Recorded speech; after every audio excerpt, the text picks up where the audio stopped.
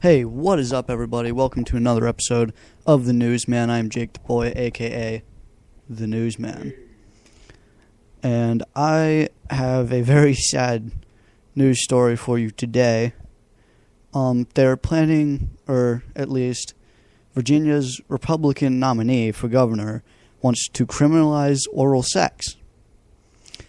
So I was ranting about Obama last time, and he's a Democrat. I usually go full on Republican, but I have to disagree with this guy. That is seriously fucked up. So here I'm going to read the news story for you. Here's the headline. Sorry, lovers. Virginia may make oral and anal sex illegal.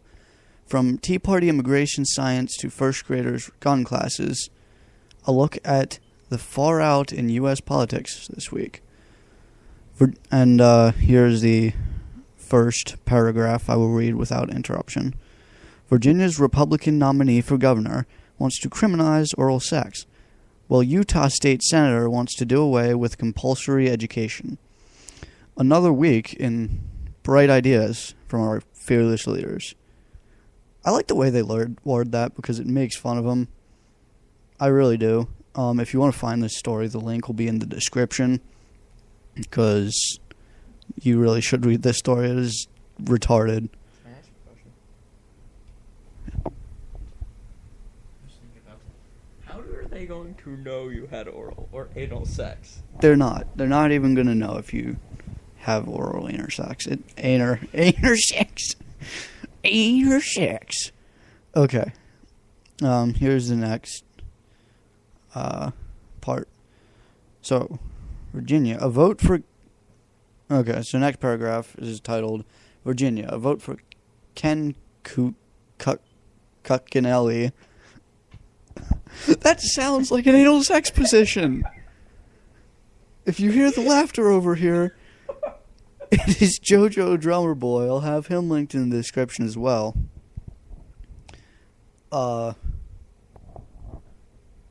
Cuccinelli, that really does sound like an anal sex position. It's like Cockinelli. Cockinelli. Okay, so Ken Cuccinelli is a vote against oral sex. If you vote Ken Cuccinelli for Virginia governor, he'll keep your children safe from sexual predators by making all oral and anal sex between everyone, between everyone, even married couples. A felony that carries a sentence in 1 year of prison. The state's attorney general and Republican nominee for governor recently announced a campaign pledge to reinstate a crimes against the nature law, which has already been deemed unconstitutional by federal courts. So basically, they're going to put another year onto rape. This week, the campaign launched a website, thechildpredators.com. Well, VAchildpredators.com. That presents the law banning sodomy as the only anti-child predators law, which is not, and says that it is only applied to sodomy committed against minors, against non-consenting adults, or in public, when that's actually not the case. It's not like Cuccinelli doesn't realize that this law criminalizes the behavior of consenting adults as well as sexual predators. He's the reason provision including consensual oral and anal sex between grown people wasn't removed to make the law constitutional in the first place. Cuccinelli's explanation for opposing a version of the crimes against nature law that focused on public sex, prostitution, and other non-constitutional acts. Quote, "My view is that homosexual acts, not homosexuality, but homosexual acts are wrong. They're intrinsically wrong." He said that in 2009. And I think in a natural law-based country, it's appropriate to have policies that reflect that. They don't comport with natural law. In other words, this guy doesn't want oral and anal sex because that's what gay people do. in case you haven't realized, girls can take it up the ass and the mouth. I do not see how his argument even makes sense. Now, there is 1, 2, 3, 4. There is 5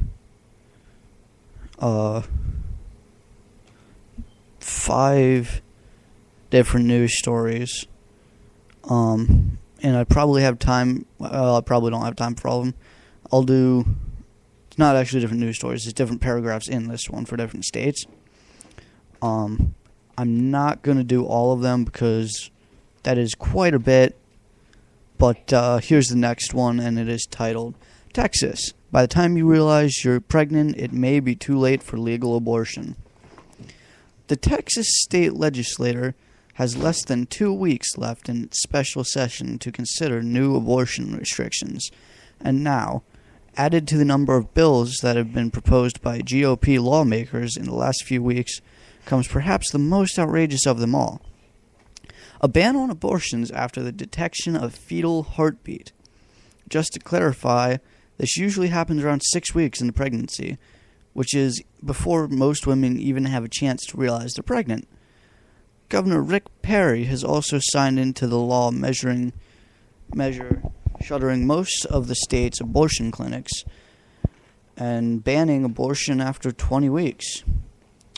You know, the one that Wendy Davis filibustered to death and then was brought back to life? But now that they still have some time, certain Republican lawmakers apparently figure, why not try to make it possible to get an abortion in Texas? Yeah. People are just stupid. That's all I have to say about that. And then I'll go right into the next one. It is titled, Tea Party. Immigration is like breeding a thoroughbred with a donkey. Is it? I don't know. Is immigration like breeding a thoroughbred with a donkey? I don't really think it is. I've never heard that comparison before. So anyway, several bloggers report...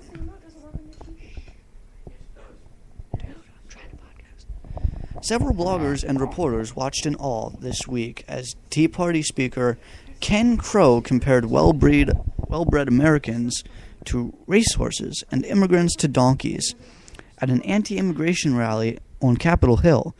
From those incredible bloodlines of Thomas Jefferson and George Washington and John Smith and all these great Americans, Martin Luther King, these great Americans who built this country. You came from them, said Crow, who was once the president of Tea Party America. When you learn about breeding, you learn that you cannot breed a secretarian with a donkey and expect to win the Kentucky Derby. You guys have incredible DNA, and don't forget it. No amnesty-themed rally was held by the unlikely duo of the Tea Party and the Black American Leadership Alliance at an anti-immigration group, notably in attendance. And also on the roster to speak were Sen Tud Cruz, Representatives Steve King and Mo Brooks, and the former Representative Alan West. So that is the weirdest comparison to immigrants that I have ever heard. I've heard foul fucknuts. I have heard horrible people. I have never heard donkey. I have heard donkey, but I've never heard the offspring of a racehorse and a donkey. That doesn't even make sense. So yeah, I have enough time to read the last two. So, the next one is titled, Where Kids Only Go to School If They Want to. Utah. Guess what, kids of Utah? State Sen. I completely fucked up everything. Shut up. Shut up. I just fucked up everything. Guess what, kids of Utah? State Senator Aaron Osmond wants to let you choose whether or not to go to school. The Republican has announced his plan to get rid of compulsory education in Utah because he believes that too many parents are under the false impression that responsibility to educate and even care for their child is primarily the responsibility of the public school system. He further explained his opposition to school in a post on the state Senate's blog, writing, "Our teachers and schools have been forced to become surrogate parents, expected to do everything from behavioral counseling to providing adequate nutrition to teaching sex education, as well as ensuring full college and career readiness. In Osmond's opinion, education should be viewed as an opportunity, not an obligation. So, let's let them choose. Let's not force them to do it," he told Salt Lake City's Deseret News. Now, up until this point, all of these articles have been fucking retarded. But this one actually somewhat makes sense. I kind of get it. Whether no one else does or not, I get you. I get you, Osmond. Bro 5. Okay, so here's the final article for tonight. All of these stories are actually in the same article as the first one that I read, the oral sex crime. I will link it in the description for anyone who wants to read it themselves, because I know a lot of times I stutter and I'm a fucking retard. I messed up sen. People probably think I'm like Japanese, but the next paragraph, the final paragraph, is entitled, "Missouri, Gun Safety Begins in First Grade." Woo! Speaking of school, first graders in Missouri may soon be learning gun safety, along with reading and addition. Governor... Actually, that's a really good idea. They should be learning gun safety in first grade. Governor Jay Nixon, a Democrat, has signed into law a public safety bill that not only requires school staffers to go through at least 8 hours of active shooter and intruder response training, but gives schools the opportunity to apply and enroll their students as young as first grade in the Eddie Eagle Gun Safe program. Okay, I like how there is a gun safe program, but Eddie Eagle has to be the douchiest name since Chaz. The course, sponsored by the National Rifle Association, is billed as a gun safety class for kids, but according to studies done on the program, it does more for recruiting new NRA members than preventing the gun-related deaths of children. According to one report on the program, Eddie Eagle is kind of like Joe Camel with feathers.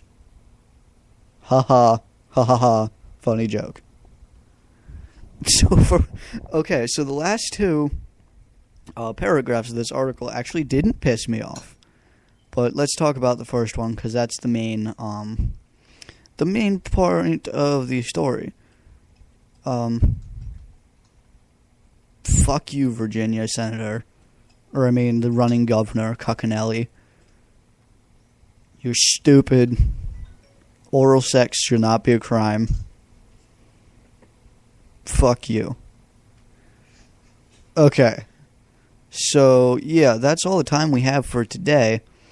But I hope you guys enjoyed it. And I also like to apologize for last episode. The shitty-ass mic quality. Because it sounded like I was a robot talking. I will be sure never to use that mic again. Because that was horrible. But yeah, once again, link for the article is in the description. This has been the Newsman. Later, guys.